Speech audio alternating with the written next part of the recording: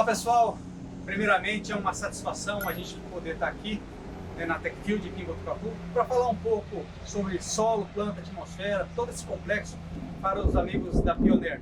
A gente espera que essa aula seja bastante proveitosa, a gente vai tentar ser bem pontual e falar das principais características que influenciam em toda essa relação, né, entre solo, planta e atmosfera. Para começar a nossa aula de hoje, eu vou enfatizar primeiro o solo, né, onde começa toda essa construção da planta. Né? A hora que você coloca a semente, é dali que ela vai retirar a água, vai retirar os nutrientes. Mas a gente precisa conhecer o solo. O que é esse solo? Né? O solo é um sistema tridimensional. Né? É um sistema tridimensional formado por uma fase sólida, uma fase gasosa e uma fase líquida. Mas antes da gente explorar essas fases do solo, gostaria de falar um pouco sobre como ele é estratificado. Né? Muitas vezes os técnicos se confundem um pouco do que são os horizontes do solo. E vou tentar ser bem prático com relação a isso. Quando a gente vai num perfil de um solo, como que a gente consegue identificar as camadas? Né? As camadas mais superficiais são aquelas que têm uma maior influência da matéria orgânica. Geralmente elas são classificadas como horizonte O, que seria o horizonte orgânico, né? E tem o horizonte A, que é o horizonte que também sofre bastante influência da matéria orgânica. Alguns solos, em função da quantidade de matéria orgânica, ele possui um horizonte O específico. Em muitos solos, se há uma mistura, né, uma miscelânea, uma miscigenação de matéria orgânica com solo, ele simplesmente tem o horizonte A. E vejam só aqui, vocês podem observar que geralmente o horizonte mais superficial ele é mais escuro. Por que ele é mais escuro? Ele possui uma forte influência da matéria orgânica. Já o horizonte B, né, ele geralmente tem uma coloração um pouco mais clara, né, em função da menor influência da matéria orgânica, mas isso não é regra. Em alguns solos o horizonte B ele pode ser mais escuro. Mas o mais importante o horizonte A é o horizonte que ele tem maior ação, ele tem maior influência da matéria orgânica e é o horizonte mais antropizado, que sofre influência da ação humana. Por isso que nas classificações de solo se utiliza o horizonte B para diagnóstico, porque esse é o horizonte em que você tem menor interferência humana, tá bom? Então eu já comentei sobre as fases do solo. Primeiramente a gente vai falar um pouco sobre a fase gasosa. Né? A fase gasosa do solo, em termos de quais gases estão inseridos no sistema solo, são os mesmos gases, obviamente, da atmosfera, porque você tem uma troca entre atmosfera e solo. Uma pequena diferença, né? O solo ele possui uma concentração de CO2 maior do que a atmosfera. Uma série de motivos: degradação de matéria orgânica, respiração dos micro-organismos e a difusão mais lenta, obviamente, que existe no solo para a atmosfera. Então você aumenta a concentração. Obviamente você diminui a concentração de oxigênio e a concentração de nitrogênio muito similar, entre 78% e 79%. Tá bom? Com relação à fase líquida, né, do solo, a fase líquida geralmente é a fase em que você tem a solução, os microporos, por causa da sua capacidade de retenção, é onde se está situada as moléculas de água. E são nessas moléculas que se tem toda a interação, íons, raízes, né, todas as trocas, as reações do solo. Elas acontecem na fase líquida. Né? É onde acontece o movimento dos minerais do solo. A fase sólida, que eu vou explicar agora, que eu vou dedicar um pouco mais de tempo, né? A fase sólida dos nossos solos, ela, a grosso modo, ela é dividida em duas partes. A parte mais, vamos dizer, do ponto de vista de reação inativo, né, porque ela tem outra importância, mas do ponto de vista de reações é uma parte inativa, nós temos a parte ativa. O que é a parte inativa? São moléculas, colóides, ou a porção sólida do solo que tem uma dimensão maior do que 0,002 milímetros. Seria o silt, a areia grossa, cascalho. Você não tem predominância, você tem uma quantidade muito pequena de cargas nessa fração. Já a parte ativa, onde realmente acontece a CTC, que nós vamos explicar um pouco mais à frente, que é a CTA, e as trocas solo, né? As trocas do solo com a solução, é a parte ativa do solo. Que são a parte que tem uma dimensão menor do que 0,002 milímetros, que seriam as argilas, né, e os colóides orgânicos. E o que seriam, né, do ponto de vista, como que nós poderíamos classificar esses colóides, todas essas moléculas menores do que 0,002 milímetros. Nós temos a fração argila, né, e a fração orgânica. A fração argila ela é dividida em duas partes, as argilas silicatadas e os óxidos de ferro e alumínio. Essas argilas silicatadas, elas dependem muito do ambiente em que está inserido. Né? Nos nossos solos tropicais, bastante intemperizados, que tem uma ação muito forte de chuva, de temperatura, nós temos uma lixiviação de base muito grande, a gente tem a retirada do silício, né, do solo. Essa perda do silício faz com que o solo sofra uma conformação química que faz com que ele tenha uma quantidade menor de cargas. Então, resumindo, os solos, né, tropicais, geralmente, predominantemente, eles possuem argilas do tipo 1:1, porque você teve a perda de silício, e você tem óxido de ferro e alumínio. Vejam nesse slide, né, que vai ser mostrado, que nós temos as argilas do tipo 1:1, ali um exemplo clássico é a caulinita, e uma argila do tipo 2:1, um exemplo é a montemorillonita. Porque ambientes de argila 2:1 são ambientes em que você teve menor perda do silício da argila, né?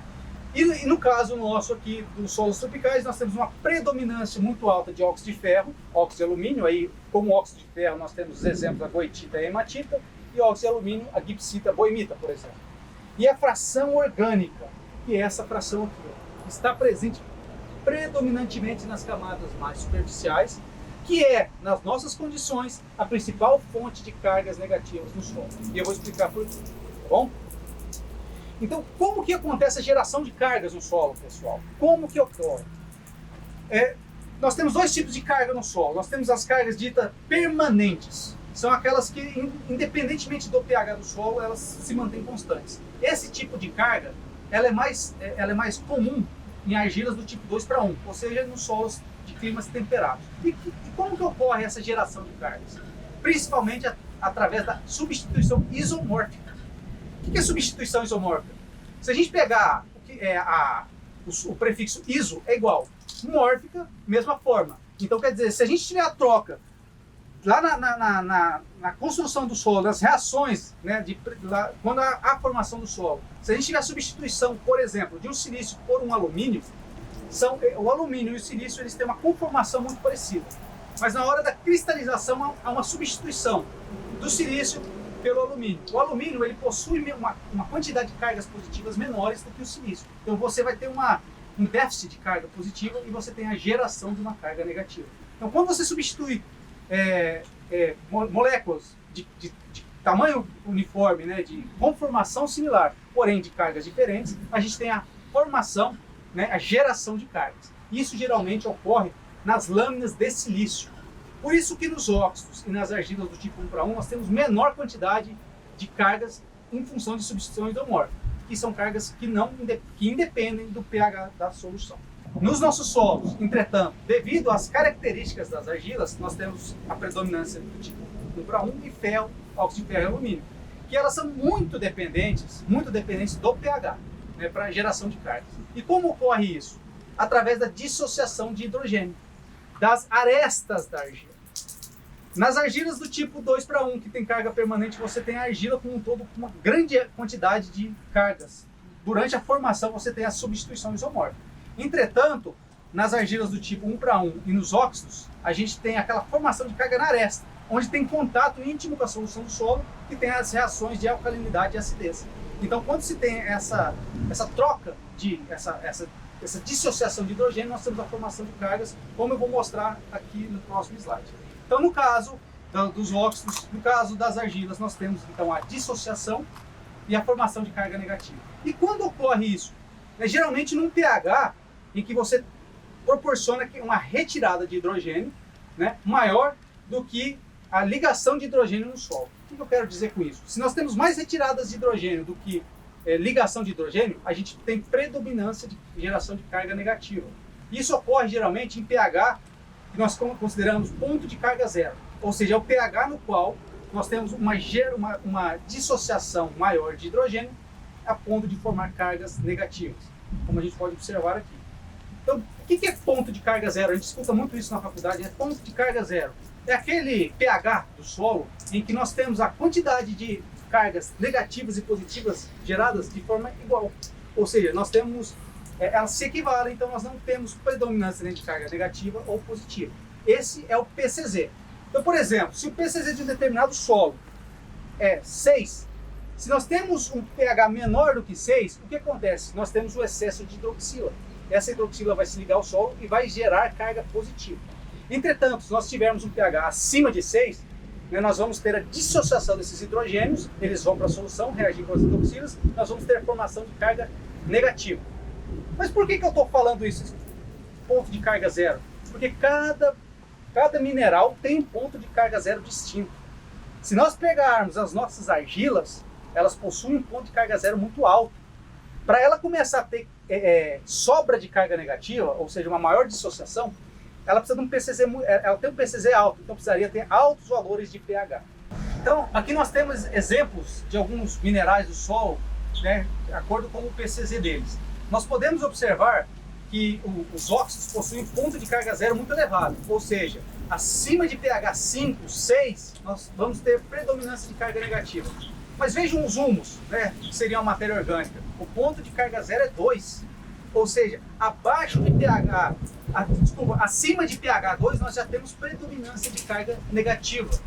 Repito, matéria orgânica, nós temos predominância de carga negativa acima de pH 2. Por isso que essa porção do solo, rica em matéria orgânica, tem maior influência de matéria orgânica, nós temos predominância de carga negativa. E nessa porção do solo, mais abaixo, que tem menor influência da matéria orgânica, que nós temos a predominância então dos minerais intemperizados, óxido de ferro e alumínio, caulinita, nós temos predominância de carga positiva.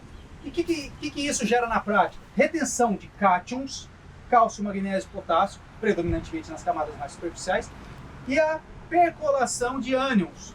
E aí, nas cargas e nas camadas mais abaixo, nós vamos ter aí a ligação de sulfatos, por exemplo, de cloretos e nitratos. Tá bom? Então, do ponto de vista prático, nós precisamos melhorar o nosso solo do ponto de vista orgânico, aumentar matéria orgânica, porque ele é a geração de cargas do nosso solo. Quanto mais matéria orgânica, mais CTC, mais cargas, e a gente pode ter uma maior retenção desses elementos aqui nas camadas superficiais. Por isso que a gente fala, solo arenoso, solo com baixa quantidade de argila, que nós já temos uma CTC naturalmente muito baixa, precisamos construir CTC através de palhada. Essa é a melhor forma. E isso precisa de quantidade. A gente às vezes vê o pessoal falar de colocar algum ou outro produto aí em quantidades muito pequenas e visando aumentar as cargas do solo. A gente precisa de quantidade, bastante massa. Né? E essa matéria orgânica decomposta, depois de se tornar humus, ela vai então gerar bastante carga e fazer com que a CTC dos nossos solos aumente.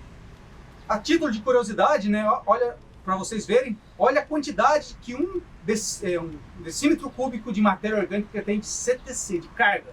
Né? Os ácidos úmicos, por exemplo, variam de 200 a 400 centimol carga por decímetro cúbico. Né? A matéria orgânica umificada, de 100 a 250. Vejam a vermiculita, que é um argila mineral do tipo 2:1, né, que tem uma predominância de cargas permanentes, ele já tem uma CTC aí de 100 a 150. Entretanto, vejam a caulinita e os óxidos de ferro e alumínio, de 3 a 15. O que isso quer dizer, pessoal? Que a quantidade que se tem de cargas nos compostos orgânicos é 100 vezes maior do que se tem na argila. O que isso quer dizer na prática? Que 1% de matéria orgânica no solo, ele consegue ter a mesma quantidade de cargas do que todo o resto do solo, porque ele tem 100 vezes mais cargas. Então, por isso que a importância de, se você aumentar de 1% o teor de matéria orgânica do seu solo, de 1 para 2, por exemplo, você pode dobrar quase a quantidade de cargas. Por isso a importância, então, a gente conhecer essa realidade. Esse é um estudo já antigo, né, tanto do pessoal do IAC e outros pesquisadores, mostrando qual que é a influência da matéria orgânica na CTC do solo, variando de 70% a 90%. 70% a 90% das cargas da superfície, né, dos primeiros 20 centímetros, são oriundos da matéria orgânica do solo. Por isso que é importante a gente conhecer, né, esses conceitos, para a gente poder dar o devido valor e saber que nas nossas condições, as duas principais fontes de carga no solo em primeiro lugar, matéria orgânica e segundo, aumentar o pH, porque boa parte das nossas argilas são argilas que têm carga dependente, né, do pH do meio. Então, pessoal, resumindo, camada superficial, pelo fato de ter bastante matéria orgânica, ela tem uma PCZ menor. Então, ponto de carga zero é menor. Por quê? Porque tem bastante matéria orgânica. Se eu tenho uma PCZ menor, vocês concordam que com pH menor eu consigo já ter saldo de carga positiva, negativa? E embaixo, como eu tenho só óxidos, caulinita, argilas minerais do tipo 2:1, eu possuo um PCZ alto. Eu tenho um ponto de carga zero muito alto. Então, mesmo tendo pH mais elevado, eu ainda tenho predomínio de cargas positivas.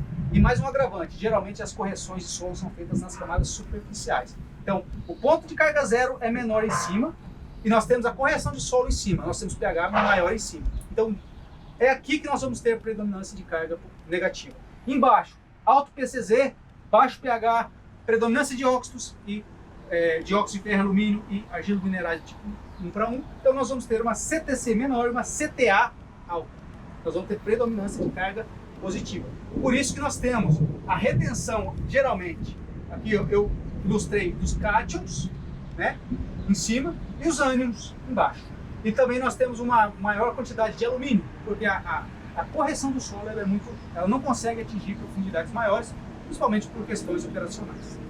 Bem, pessoal, essa foi a primeira parte da nossa aula, e a gente volta em seguida falando um pouco do solo do ponto de vista físico-químico, entender um pouco mais essa CTC que tanto eu comentei até agora. Até mais!